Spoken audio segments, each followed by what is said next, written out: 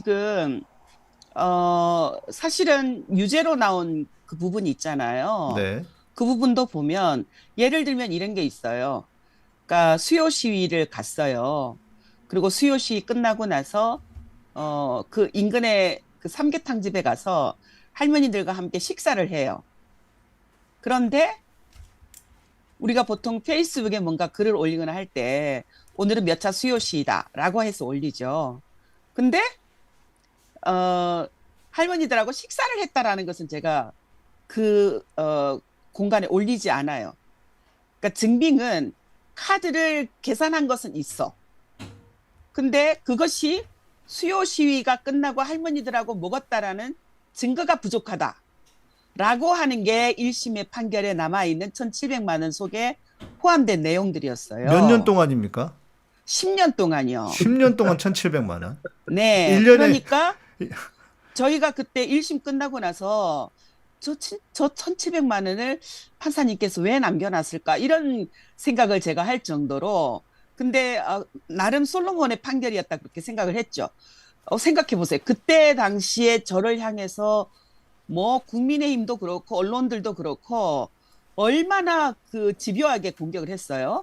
근데 이제 만약에 그게 모두가 다 무죄로 나왔으면 판결 자체에 대한 불신이 굉장히 크게 음, 작동했을 수도 있겠다.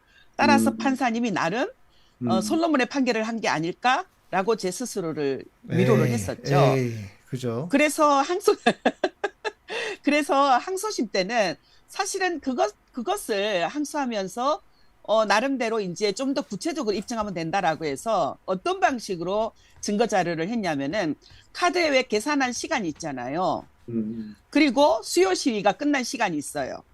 그리고 수요 시위가 끝나고 그 식당까지 가는 거리, 음, 구글 맵을 입증 그 딱 펼쳐놓고 왜 이것이 수요 시위와 관련된 음, 식사인가라고까지 그 변호사님들이 재판정에서 이렇게 그 시연을 하면서 그렇게 증거 자료를 항소심 때 제출했거든요.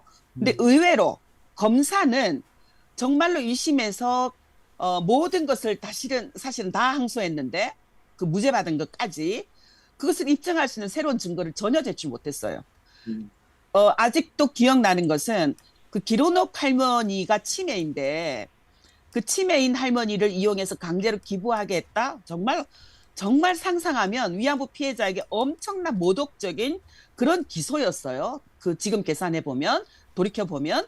그런데 그 치매인 것을 입증하기 위해서 양아들을 검찰이 증인으로 신청을 해서 그 진술을 받아내는데 양아들이 검찰의 그 내용을 오히려 탄핵하는 답변을 계속 하는 거예요. 그럴 정도로 2심에서 검찰이 제출한 자료도 그렇고 증인도 그렇고 엉망이었어요. 근데 음. 이미 저는 어떤 걸 느꼈냐면은 그 마용주 판사가 딱 판사를 하자마자 안성 힐링센터에 현장 시찰을 가는 거예요. 네. 의원님, 아니, 그런데 지금 잠시만 좀 너무 네. 흥분하셨는지 얼굴이 지금 밖으로 계속 나가고 있어요. 네. 어떻게 할까요? 가운데 들어오게 하셔야죠. 네. 어떻게 할까요? 그렇게 해야지, 휴대폰을 그렇게. 어떻게 놔야 그, 되나? 예. 잠깐 끼어들게 정리할 동안에 네네, 그래 주세요. 지금 그 문제를 보니까 이제 저나 윤 박사님은 이제 시민단체 활동을 많이 하잖아요. 이렇게 했을 때의 그런 예가 좀 있는데 그때부터 보면 그런 경우들이 꽤 있어요. 예를 들어서 이제 누구하고 밥을 먹거나 또 이런 경우가 있는데 그럴 경우에 그 예를 들어서 증빙을 제출하잖아요. 카드로. 그러면 이거는 예를 들어서 그게 몇백만 원이 아닌 이상은 회계 처리에 문제가 없거든요. 예를 들어서 윤 총장님이 업무상으로 누구랑 접대를 했다든가 뭐 이런다 했다 예를 들어서 그러면 그거에 대한 거는 사실은 누구랑 먹었다 이런 게 아니라 어느 정도 한도 내에서 다 인정되는 거예요. 1,500만 원을 10년으로 했으면 한 1년에 150만 1,700, 원이에요. 1,700. 그러니까 1,700 예를 들어서 170만 원이면 한 달에 그 한 뭐야 얼마야 10만 원 좀 넘는 거죠. 그죠? 10만 원, 15만 원, 뭐 10이 정도 될 텐데 그런 경우를 가지고 횡령이라고 볼 수 있는 근거는 제가 보기엔 없어요. 그러니까 횡령이라고 봤을 때는 내부에서 그 자금이 자기를 위해서 예를 들어서 그러니까 이진숙 같은 경우죠. 예를 들어 이준석 방통위원장이 오늘 그러던데요. 자기가 빵 먹은 거 아니라고? 그러니까 횡령이지. 그러니까 그거는 자기가 입증을 하면 되는 거잖아요. 난밥 안 먹었고 누구랑 먹었다. 근데 유니언가 유니언인가 그런 거를 걸기 시작하면요, 우리 다 걸려가야 돼요. 예를 들어서 공익단체를 하고 있는 저희 같은 사람들은 아니 그런 경우 허다하거든요. 예를 들어서 손님이 왔어요. 손님이 와서 삼계탕을 말을 들어서 네다섯 명이 먹었다. 그럼 5만 원, 6만 원 증빙인데 그걸 가지고 따져가지고 그게 어떤 거냐고 따지기 시작하면 일을 못 하는 거죠. 응? 그러니까 이거는 사실은 아까 말한 그 1심 판사님이 뭐 그런 구멍을 만들어줬는지 모르지만 사실은 현실적인 이해가 굉장히 부족한 케이스. 그리고 그 일반 회계의 그 기업체에서도 그 업무상 판공비 또 이런 그 활동비에 대한 그 접대비에 대한 규정이 몇만 원 뭐 이런 게 있어요. 근데 제가 보기에는 지금 윤 의원님 10년 이렇게 얘기하는데 저희 단체들도 한 2000년대 들어와서 회계 프로그램이 예, 그 뭐야 복식부기로 발전하고 이런 부분들이 막 이제 전산화되고 이런 상황이 그전에는 실질로 말하면 그냥 노트에다가 증빙 붙여서 1번 뭐 이렇게 쓰고 이런 그런 기억 나실 거예요. 그런 거였지 지금과 같은 시스템을 된 적도 별로 없고 거래처 적고 이런 게. 그다음에 사실 그거는 꼬투리 잡기 위한 꼬투리? 검사도 그걸 몰랐을까요? 네, 검사들은 우리 연보명제가 한 달에 대략 응. 142만 원, 한 달이 아니라 1년이 1년. 그런 1년이에요, 1년. 1년에 142만 원이에요. 왜냐면 1,700만 원을 10년 동안 썼던 거죠. 10년이니까. 예. 1년이 아니라 우리 이거는 10년이니까. 말도 되지 않는 거죠. 예. 아, 근데 오히려 검찰이 기소한 거를 보면 더 황당한 게요. 뭐 1,500원짜리, 4,500원짜리 이런 것도 횡령금에 포함이 돼. 그런 아주 굉장히 소액이 엄하게 많아요. 그러니까 1년, 10년치를 달달달달 긁어서 아 이거 예를 들면 천안 휴게소에서 우리가 활동가들과 함께 할머니를 방문하러 가요. 그러다가 활동가들과 생수를 사 먹어. 그게 1,500원. 어. 이런 게 횡령이에요. 왜냐하면 잘못하셨네요. 1,500원짜리 먹어서 그래요. 15,000원을 먹었어야 되는데 너무 작게 그다음에 먹었어. 또 어떤 게 있냐면은 쉼터 부식비가 45,000원짜리가 있어요. 근데 직접 농부에게서 우렁이로, 그러니까 무공해로 키운 쌀 우리 손영민 소장님이 그것을 구입을 했어요. 근데 영수증이 없잖아요. 그럴 경우는 우리 회계하는 담당에게 어떤 우리가 양식이 있었냐면은 지불증이라는 양식이 있었어요. 그렇죠. 네, 그 지불증에다가 쉼터 부식비 45,000원. 그게 횡령 자금인 거예요. 윤미향이 횡령 자금.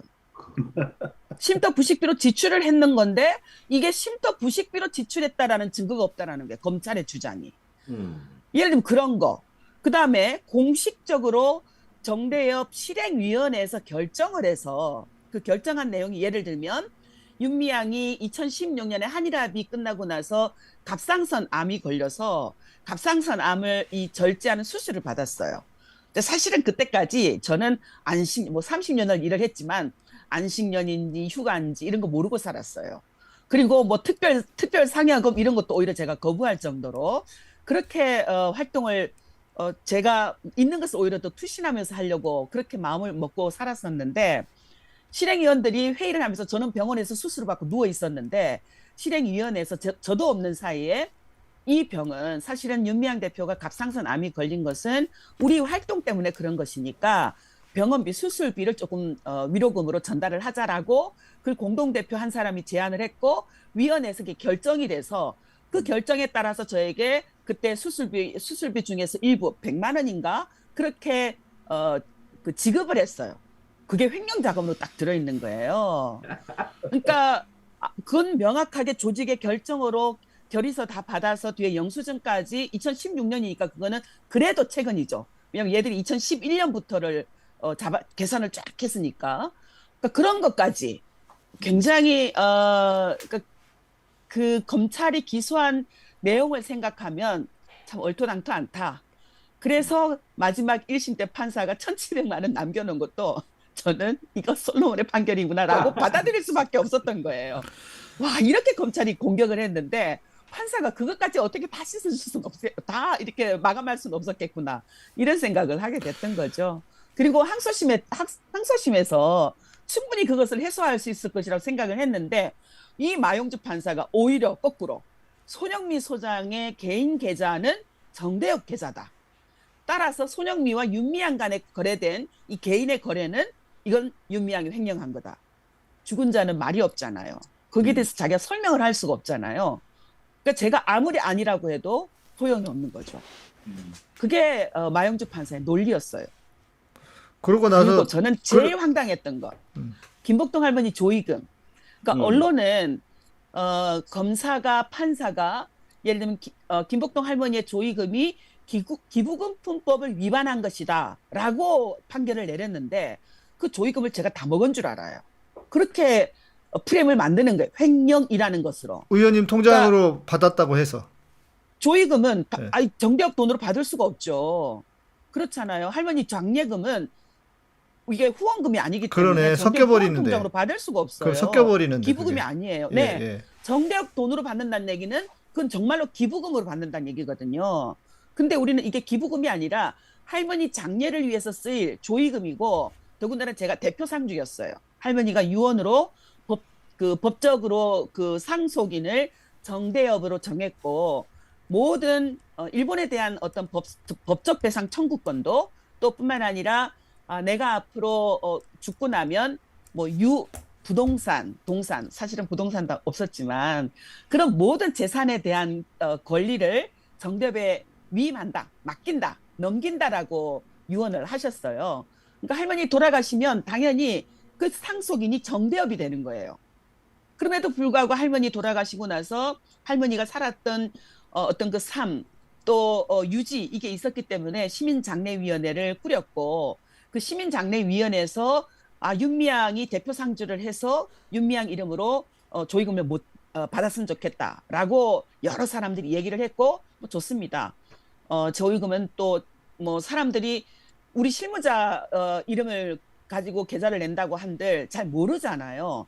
그러니까 대표적으로 윤미향 이름으로 계좌를 내야 그래도 이게 김복동 할머니 조의금이구나 라고 하는 것을 알 수 있으니까 여러 가지 이제 이유를 들어서 제 이름으로 장례 조의금 계좌를 개설을 했고 조의금을 모았어요. 근데 처음에 사실은 조의금이 잘 안 들어왔어요. 그래서 우리가 굉장히 걱정을 했어요. 그런데 해외에서도 추모 빈소가 만들어지고 또 조문을 하고 조의금을 받아서 보내주기도 하고 빈소에 학생들도 찾아오기도 하고 정치인들도 찾아오고 대통령께서도 찾아왔으니까 당시 문재인 대통령도 그러면서 조의금이 장례식을 치르고도 남았어요. 할머니 49제 경비도 남겨놓고.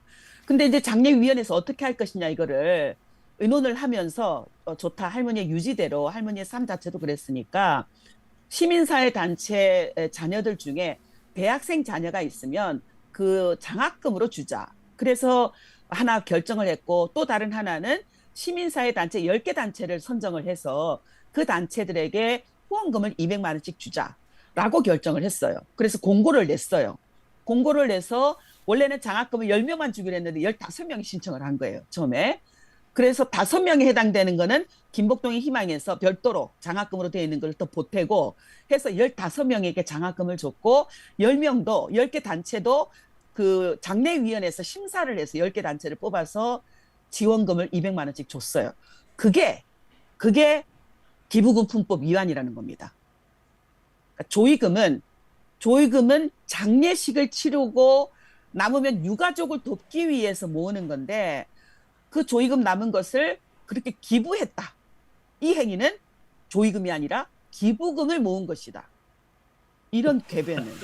그러니까 즉 그걸 모두 다 정대협이 가졌으면 아무 문제가 없는 거예요. 우리가 법적 상속인이었으니까. 에이, 그거는 김건희한테 줬어야죠. 샤넬백으로. 그러면은 문제 안 했어요. 그걸 사회에 나눈 것이 지금 제가 범법자가 된 거죠. 근데 사람들은 정말로 그 할머니의 조의금을 제가 다 먹은 줄 알아요. 그런데 헤드라인만 이제 치고 빠지는 그런 전략을 이제 써먹었기 때문인 거고. 그런 거죠. 저는 이제 이런 일련의 사건이 이 검찰이 결국 없어지는 그 길로 네.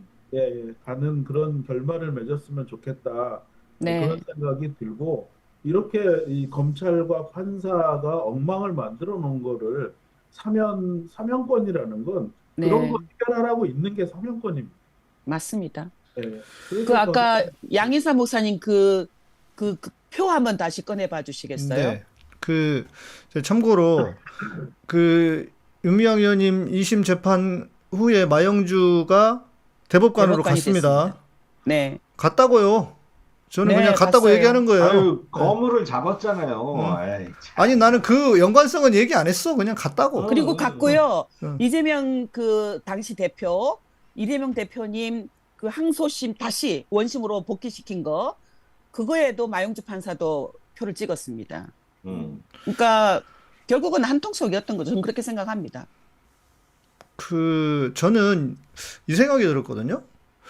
의원님이 오래 전부터 그렇게 영수증 증빙하고 다 조그만 것까지 다 남기고 1,500원 물 사 먹은 것도 그렇게 남기고 이럴 정도면 이게 옛날에는 뭐 물론 옛날에부터 그렇게 했을 수도 있지만 이게 어디서 왔을까 생각해 보니까 저는 이 의원님이 교회에서 하던 이 습관이 있어가지고 그런 게 맞아요. 아닌가. 네, 그죠? 우리 교회에서 그거 잘하잖아요. 그러니까요. 그 회계 교육 받거든요.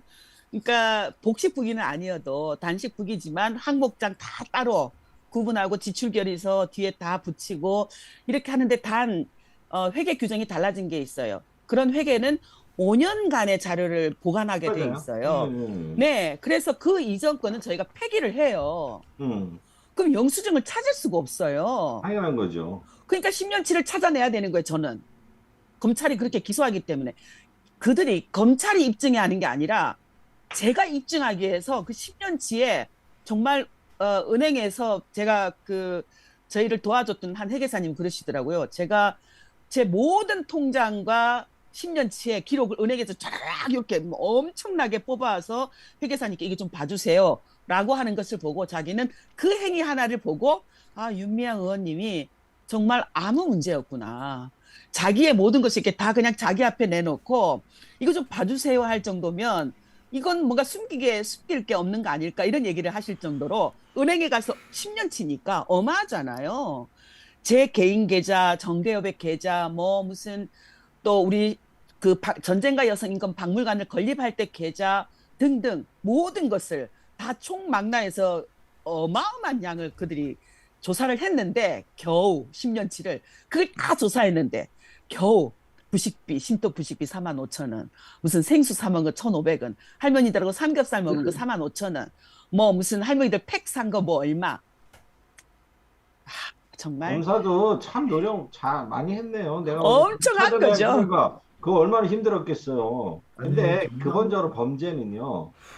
자기 통장에서 이루어지지 않아요. 차명 계좌를 이용하잖아요, 보통. 자기 차명 계좌가 아닌 걸 이용하면 아까 말했듯이 딱 리스트 뽑으면 최근 10년치, 20년치 다 나오는데 누가 자기가 횡령을 하는 금액을 근데 예를 들어서 윤미향 의원님 통장에서 차명으로 갔다든지 다른 데로 빼돌린 증거가 있다면 이거 명백한 횡령인데 그것도 아니고 그걸 찾으려고 엄청 애를 썼던 것 같아요. 그러니까 애썼어요, 제 사돈의, 그러니까 예를 들면 제 시골의 외삼촌, 저희 부모, 저희 형제, 뭐 모든 계좌들을 다 이미 다 봤고요. 그렇겠죠. 충격은 저희 그 수요시를 진행을 한 1년에 52주잖아요. 그럼 수요시를 진행하는 데서 무대를 설치하고 음향을 하는 업체가 있어요. 그 1년을 계약을 해요. 근데 그 대표를 불러가서 어떤 방식으로 하냐면 1년을 계약하면 그분이 받고 딱 인건비만 남기고 나머지 부분을 정부에 다시 기부를 해요. 정말 고마운 분이셨어요. 그 리베이트 아니에요, 그거? 그렇게 얘기하는 거죠. 근데 그렇죠. 그 기부하는 거를 정대협의 계좌로 넣었어요. 정대협의 계좌로 넣는 거예요. 그러니까 자기가 갖는 정말로 수입은 수요 시위 때문에 일부러 어쩔 수 없어서 자기가 사람을 사야 되는 그런 기초 경비를 놔두고 오히려 손해를 보면서 기부를 하는 건데 그 기부한 걸 불러다가는 너 이거 리베이트 준 거지 이렇게 얘기한 거죠. 그렇죠. 그러면 이 사람 아니 리베이트를 누가 무슨 정대협 계좌로 주냐 이렇게 얘기를 했다라는 거예요. 그 이야기를 해서 와 정말 검사의 머릿속에는 이 NGO 윤미향이 엄청난 부패한 사람으로 그렇게 뭔가 생각을 하고 그렇게 찾아내려고 했구나. 그 생각을 한 거죠. 와 정말 앞머리 굴리다가 결국 바보가 된 거예요. 한 인간으로서 그건 이 저질 인간이 된 건데 예를 들어서 그런 걸 발견했으면 우리 윤미향 의원님한테 왜 이렇게 할머니들한테 싼 걸 먹였냐 이렇게 항의를 하면서 후원금을 좀 낸다든지 그런 짓을 해야 되고 아까 저 설비업체 그렇게 헌신하는 분들에게는 표창장을 줘야 된다라든지 뭐 이게 정상적인 이성의 작동입니다. 그렇죠. 예. 그런데 그 자기가 그 목표로 하는 이거 이제 마귀를 만들고 유죄 판결을 받으려는 그 목표에 집착하다가 인간이기를 포기한 상태가 된 거예요. 그래서 이 집단이 악한 집단이죠. 저희 그 정대협에서 상근 활동가였던 한 사람에게 뭐라고 묻냐면은 저희 활동가들이 급여를 활동비를 100만 원을 받건 80만 원을 받건 120만 원을 받건 일종의 그 교회에서는 11조 개념이 있잖아요. 11조는 안 되지만 만 원을 정기 후원 회비로 CMS로 꼭 신청하고 활동가이면서 후원 회원이 돼요. 음. 그러니까 그게 스스로 우리가 다 미안한 거예요. 저도 그렇지만 이 활동을 하면서 후원금으로 활동을 하는데 그 후원금에서 굉장히 적은 금액이지만 그럼에도 불구하고 활동비를 받는다는 것에 대한 약간 미안함이 있어요. 그러지 않아도 되는데도 불구하고 사람들이 다 착하니까 그런 건데 그렇게 묻는 거예요, 검찰이. 너 그 만 원 후원하는 거 네 스스로 했냐? 윤미향이 시켰지. 그 돈 월급을 그건 아는 거야 그들도 그 월급을 조금 받으면서 왜 만 원을 또 후원하는 거야 이렇게 묻는다라는 거죠. 그러니까 이 NGO가 어떤 방식으로 운영되고 NGO를 운영하기 위해서 특히 정대협 같은 이런 단체를 운영하기 위해서 활동가들이 얼마나 온 마음으로 헌신하고 희생하고 이 운동을 만들어 왔는지 이에 대한 이해도 없고 관심도 없고 그런 거죠. 그게 그 검찰의 수사 과정에서 그리고 재판 과정에서 여실히 드러났기 때문에 저희는 어떤 마음으로 재판을 당했냐 하면은 매번 재판이 고문당하는 느낌. 검찰의 한마디 한마디 들으면서 내 삶이 부정당하는 느낌. 그래서 아직도 사실은 저희 활동가들은 그 트라우마를 치유 못했습니다. 네. 그러셨겠죠. 그 쉽게 치유될 일이 아니죠.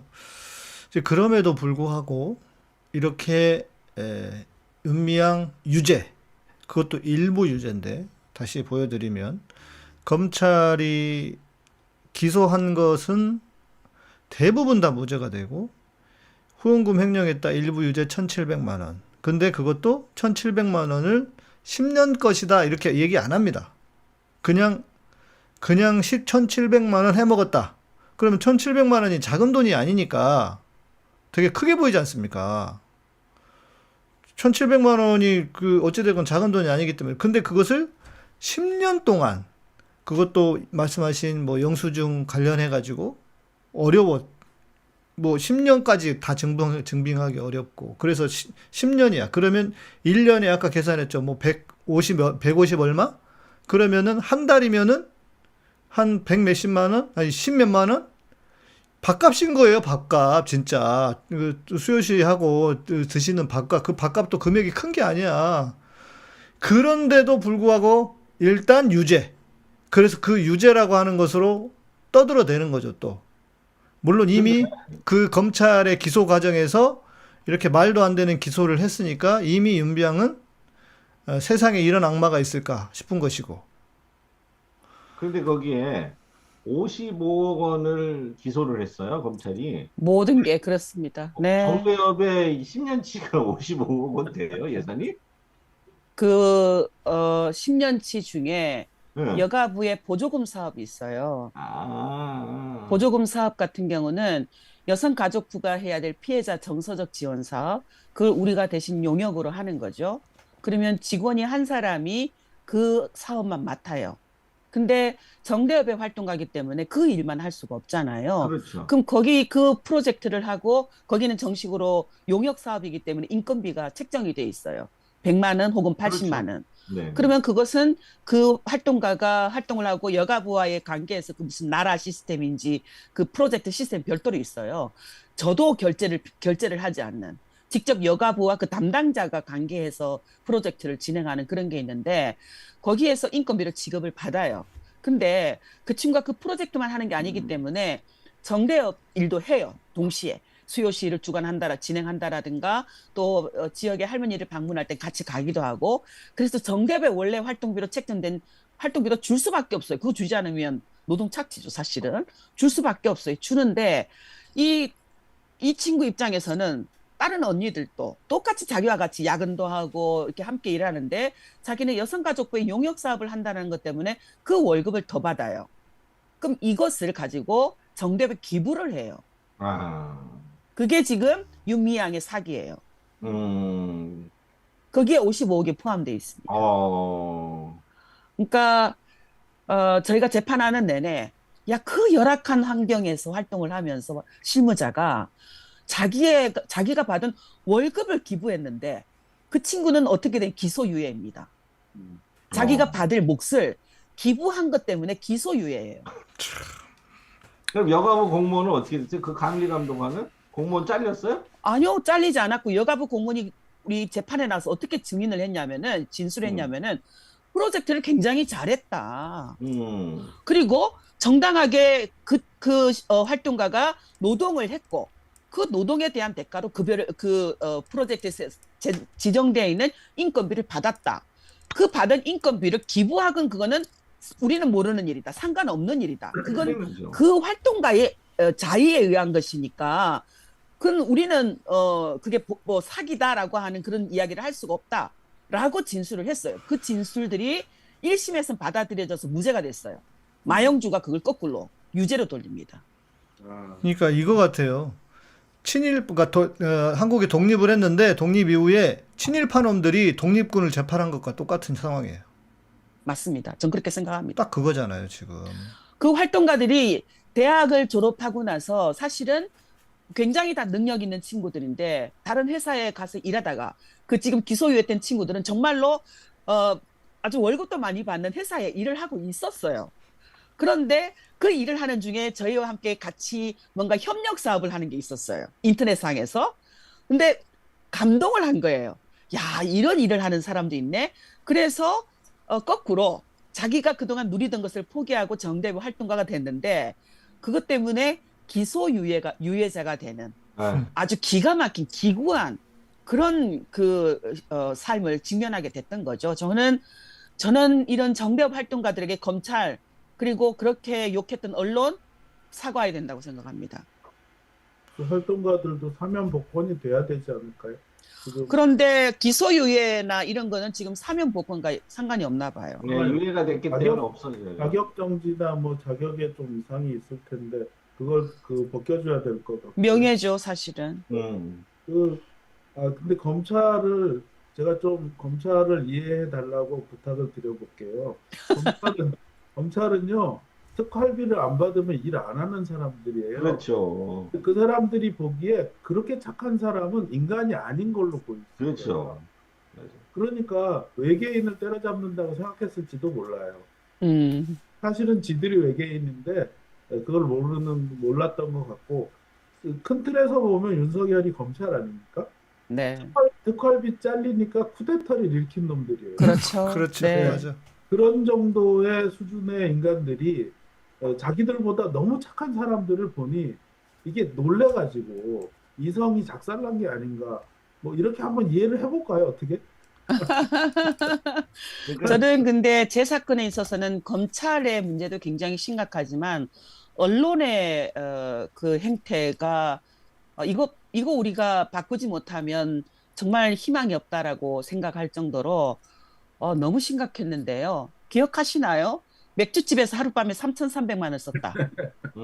그거 사실은 그 맥주집은 우리에게 참 고마운 옥토버 페스트였어요. 그러니까 1년에 한 번 후원의 밤을 통해서 그 다음 해에 상반기에 우리 그 활동비를 마련하는 그런 후원의 행사를 하는데 후원의 행사라는 것은 저희가 티켓을 이렇게 사람들에게 판매하잖아요.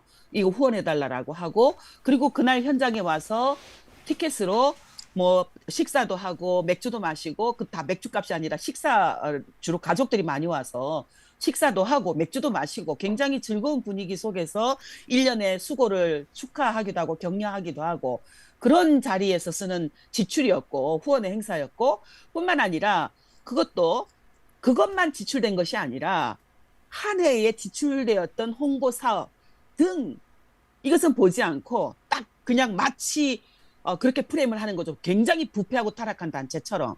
근데 굉장히 중요한 것은 그 기자가 그것을 기사를 쓰기 전에 정의연의 그 회계 담당 실무자에게 전화를 해서 확인을 했다라는 거예요. 그래서 설명을 다 했어요. 그런데도 불구하고 기사를 그대로 쓴 거예요. 그 이야기는 내가 기사가 잘못 나가서 명예훼손 당하거나 정정 보도돼도 우리는 상관없다라고 하는, 그러니까 언론의 자유라는 명목으로 어떤 명예훼손을 해도 그냥 나중에 정정 보도 요만큼 써주면 되는 거니까. 그것보다도 왜곡 보도를 해서 벌어들이는 댓글, 벌어들이는 클릭 수, 이 광고가 훨씬 크기 때문에 그런 그 왜곡 보도를 계속하는 것이다. 사람을 살인에 가까운 보도를 계속하는 것이다. 전 그렇게 생각이 들어요. 그래서 우리가 언론과 관련해서 법이 바꿔지지 않으면 그렇게 왜곡 보도를 하거나 사실에 반하는 보도를 할 경우에 응당한 대가를 치르도록, 그거보다 더 징벌적인 그런 대가를 치르도록 하는 시스템이 만들어지지 않으면 정말 언론은 굉장히 무서운 살인 도구가 된다. 우리 네. 손흥민 소장이 돌아가셨잖아요. 그렇죠. 네. 맞습니다. 저는 언론과 검찰이 죽였다고 생각하거든요. 네. 가타고양이성 TV 구독하세요. 가타고양이성 TV 구독하세요. 가타고양이성 TV 구독하세요. 가타고양이성 TV 구독하세요. 구독 알람 설정도 구독 알람 설정도 가타고양이성 TV 구독하세요. 가타고양이성 TV 구독하세요. 가타고양이성 TV 구독하세요. 가타고양이성 TV 구독하세요. 구독 알람 설정도